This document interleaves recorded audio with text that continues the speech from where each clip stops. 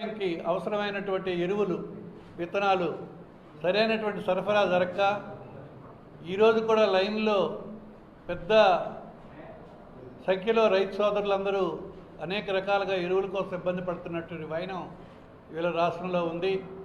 నిన్న మొన్నటి వరకు వరుణుడు కరుణిస్తే కానీ నీరు కూడా సాగునీరు కూడా లేని పరిస్థితులు రాష్ట్రంలో ఉన్నాయి.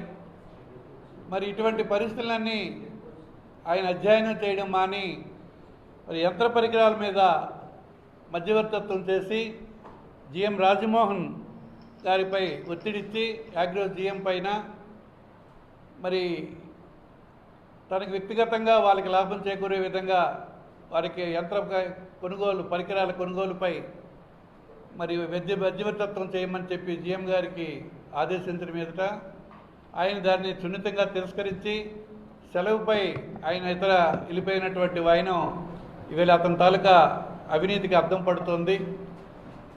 మరి అతను